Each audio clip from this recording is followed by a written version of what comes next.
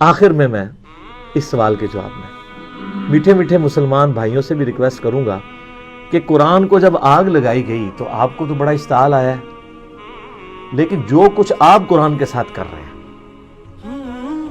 یہ کتاب زندگی تھی، کتاب ہدایت تھی، انہوں نے آگ لگائی ہے، آپ نے آگ لگائے بغیر اس کتاب کے اوپر پابندی لگا دی ہے، اسے جزدان میں لپیٹ کے سب سے اونچی جگہ پہ رکھا ہوا ہے جہاں سے کوئی غلطی سے بھی نہ اٹھا لے، اپنی بچیوں کی رخصتی کے لیے بچوں کو نیچے سے گزارنے اور پیپر دینے کے لیے بچوں کو جانے کا یہ ذریعہ بنایا ہوا ہے، اس سے زیادہ آپ قرآن کو اہمیت نہیں دیتے، تو شامت تو آپ کی بھی آنی ہے، قرآن کی بے حرمتی تو آپ نے بھی کی ہوئی ہے۔ وہ لوگ جو پوری زندگی قرآن کھول کے نہیں پڑھتے ترجمے کے ساتھ کہ اللہ نے ہم سے کیا ڈیمانڈ کی ہے، وہ لوگ مر جاتے ہیں تو ان کی میت پہ بیٹھ کے لوگ قرآن پڑھ رہے ہوتے ہیں ان کو ثواب پہنچانے کے لیے، تو کیا ثواب پہنچنا ہے ان کو خود ہی سمجھ لیں، جس نے خود اپنی زندگی میں اللہ کو سیریس نہیں لیا۔ سورۃ الفرقان کی آیت نمبر 30 ہے، 30 قرآن حکیم میں سخت ترین آیات میں سے ہے، پارہ نمبر 19 کے پہلے پیج پہ، وقال الرسول یا ربی ان قوم اتخذوا هذا القرآن مہجورا۔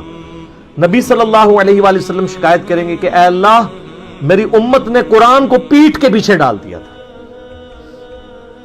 ہمیں تو بتایا گیا نبی علیہ السلام شفاعت کریں گے، انشاءاللہ ضرور کریں گے، لیکن شکایت بھی تو لگائیں گے، اور جب شکایت لگے گی پھر شفاعت کی انٹینسٹی کیا رہ جائے گی، اس کو بھی سوچنے کی ضرورت ہے۔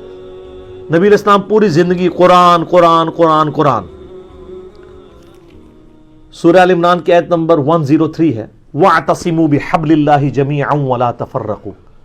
اللہ کی رسی یعنی قرآن، وہ غدیر خم کی حدیث ہے صحیح مسلم میں، انٹرنیشنل نمبر کے مطابق 6225 سے 6228 تک، اللہ کی رسی اس کتاب کو کہا گیا، مضبوطی سے پکڑ لو اور فرقہ واریت میں مت بٹو۔ مطلب یہ ہے کہ بائنڈنگ فورس امت کے لیے، فرقہ واریت سے نجات کے لیے قرآن ہے، تبھی کہا گیا نا کہ اللہ کی رسی کو پکڑو، بائنڈنگ فورس ہوگی تو پھر آپ علیحدہ نہیں ہوں گے نا۔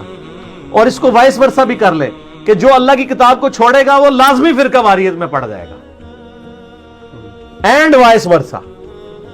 فرقہ واریت کو ختم کرنے کے لیے کتاب اللہ کو پکڑنا ہے، اور اگر چھوڑیں گے تو فرقہ واریت آٹومیٹکلی ہو جائے گی۔ اسی طریقے سے صحیح مسلم میں 2005 نمبر حدیث ہے، اللہ کے محبوب صلی اللہ علیہ وآلہ وسلم جب بھی کوئی تقریر، کوئی خطبہ دیتے، چاہے جمعے کا ہوتا، عیدین کا ہوتا، آپ علیہ السلام ہر خطبے کا آغاز اس سے کرتے، حمد و صلات کے بعد، فَإِنَّ خَيْرَ الْحَدِيثِ كِتَابُ اللَّهِ، آگاہ ہو جاؤ کہ بہترین کلام، بے شک سب سے بہترین کلام اللہ کی کتاب ہے، وَخَيْرُ الْهَدِي هَدِيُّ مُحَمَّدٍ صلی اللہ علیہ وسلم، اور ہدایت یافتہ راستہ محمد صلی اللہ علیہ وآلہ وسلم کا ہے، وَشَرُّ الْأُمُورِ مُحْدَثَاتُهَا، اور بدترین کام وہ ہیں جو دین میں خود سے داخل کر دیے جائیں، وَكُلَّ مُحْدَثَةٍ بِدْعَةٍ، اور تمام نئے کام بدعتیں ہیں، وَكُلَّ بِدْعَةٍ ضَلَالَةٍ، اور تمام بدعتیں گمراہیاں ہیں، وَكُلَّ ضَلَالَةٍ فِي النَّارِ، اور تمام گمراہیاں دوزخ میں لے جانے والی ہیں۔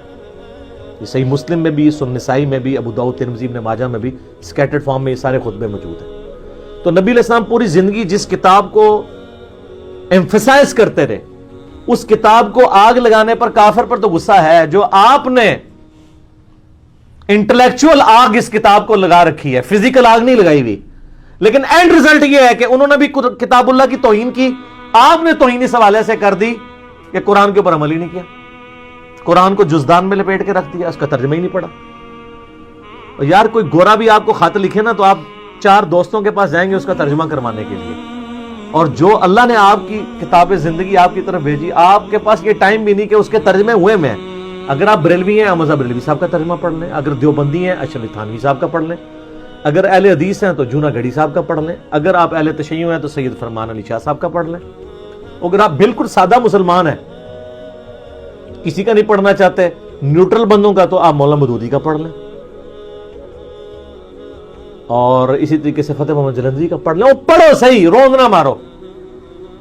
تو قرآن کو انہوں نے آگ لگائی بھی ہے، اور آپ نے آگ لگائے بغیر قرآن بین کیا ہوا ہے، اور اس سے بڑھ کر یہ کہ انڈیا، پاکستان، بنگلہ دیش کا مولوی کہتا ہے قرآن ڈائریکٹ نہ پڑھنا گمراہ ہو جاؤ گے۔ یہ جو یہودی نما مولوی آپ کے ممبر پہ چڑھا ہوا ہے، اگر آپ کو کوئی یہودی عیسائی آ کے قرآن نہیں ڈائریکٹ پڑھنا آپ گمراہ ہو جاؤ گے، آپ کہیں گے اللہ کا دشمن ہے، اور اگر مولوی کہتا ہے تو آپ کہتے ہیں سبحان اللہ، بالکل صحیح کہہ رہے ہیں مفتی صاحب۔ تو اس کی پھکی میرے پاس ہے، ان سے کیا ہم ڈائریکٹ قرآن پڑھتے بھی نہیں ہیں, ہم تو احمد بریلوی صاحب سے پڑھ رہے ہیں کیونکہ ترجمہ انہوں نے کیا ہوا ہے. آپ بتائیں آپ کو قرآن زیادہ آتا ہے یا احمد بریلوی صاحب کو؟ تو کون سا بریلویوں کا مفتی ہے جو کہے گا مجھے زیادہ آتا ہے؟ تو ان کو تو انہوں نے اردو میں کیا, اور اردو میری مدر ٹنگ ہے. جس طرح صحابہ کرام کی مدر ٹنگ تھی عربی, ان کو کسی سے ترجمہ نہیں کرانا پڑتا تھا. زیادہ تر صحابہ بالکل امی تھے, ان پڑھ تھے, لیکن ان کی زبان تھی, ان کو سمجھ آتی تھی. اب اردو تو ہماری اپنی زبان ہے نا, اردو سیکھنے کے لیے تو ہمیں کسی مولوی کے پاس جانے کی ضرورت نہیں ہے. اور اگر مولوی کے پاس جانا ہے تو سب سے بڑے مولوی نے ترجمہ کر دیا احمد بریلوی صاحب نے. جو بندی سے پوچھیں کہ آپ کو زیادہ علم ہے یا اشرف تھانوی صاحب کو, کہا تھانوی صاحب کو. تو ہم کہیں ہم تو ان سے پڑھتے ہیں, انہی کا ترجمہ ہے. اور یہ ترجمے انہوں نے کیا قرآن بیچنے کے لیے اور پیسے کمانے کے لیے لکھے تھے یا عوام الناس کی بھلائی کے لیے؟ بھلائی کے لیے. تو سر اس بھلائی سے ہمیں نفع بھی نہیں آپ اٹھانے دیتے. کہتے ہیں علماء سے دور کرتے ہیں. اور سر ہم کہتے ہیں علماء سے جوڑے ہیں, ہم ہی تو جوڑ رہے ہیں, دور نہیں کر رہے. ہاں جو سو کالڈ مولوی بنے ہوئے ہیں جو قرآن سے دور کرنا چاہتے ہیں, ہم کہتے ہیں ان سے بچیں, نقالوں سے ہوشیار رہیں. آج گورے کو قرآن کا ترجمہ انگریزی میں پڑھ کے ہدایت مل رہی ہے. 2007 میں کلنٹن پاکستان آئے, 2 دفعہ پریزیڈنٹ رہے ہیں امریکہ کے. میں نے خود جیو کے اوپر ان کی یہ ویڈیو دیکھی ہوئی ہے, یوٹیوب پہ بھی آپ کو امید ہے مل جائے گی. اسلام از دا فاسٹسٹ گروئنگ ریلیجن ان امریکہ. کیوں؟ وہاں کس حافظہ اللہ, کس رحمہ اللہ, کس آیات اللہ, کس دامت برکاتم عالیہ, کس مدہ ذلہ کی دعوت پہنچی ہوئی ہے.